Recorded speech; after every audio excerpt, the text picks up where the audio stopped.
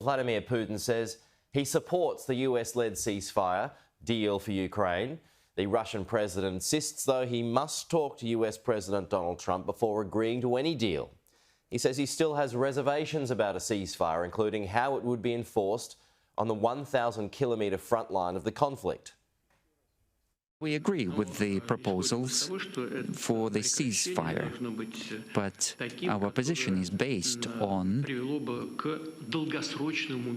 the assumption that the ceasefire would lead to a long-term peace, something that would remove the initial reasons for the crisis.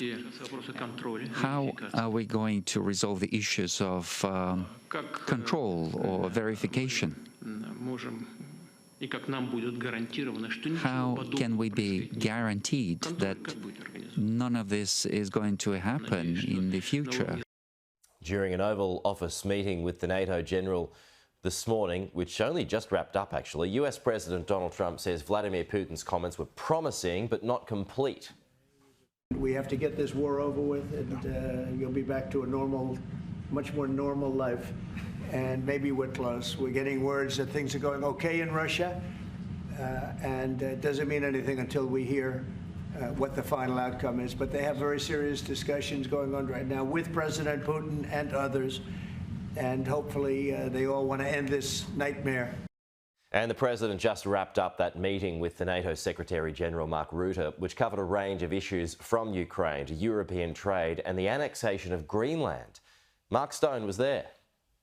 It was a Trump-dominated news conference. I think like probably 90% of that was Donald Trump talking, and actually a lot of it had nothing to do with NATO. It had nothing to do with the guy that was sitting on his right.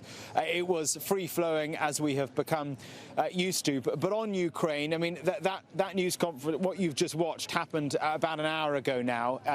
They're now having lunch inside the building here, but it happened just after the news conference in Moscow with Putin. So things have kind of been moving in tandem, and I think probably over lunch they will have caught up in detail with what Vladimir Putin said in Moscow, and potentially what Steve Witkoff, Donald Trump's negotiator-in-chief, will have been outlining and may still be outlining at his meeting in Moscow with Putin as well. There was discussion about a phone call.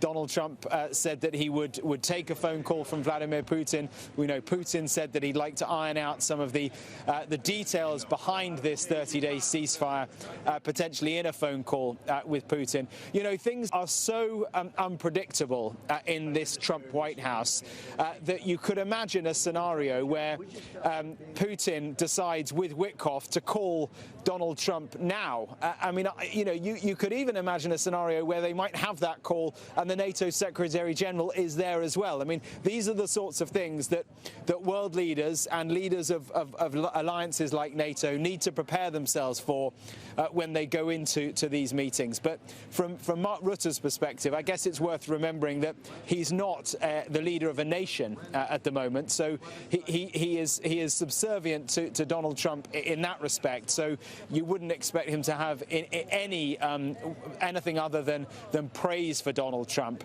And you know, every time he spoke, it seemed to be to hat tip to Trump and say, you know, what you have done for NATO, what you have done in breaking the deadlock on Ukraine is all to be respected.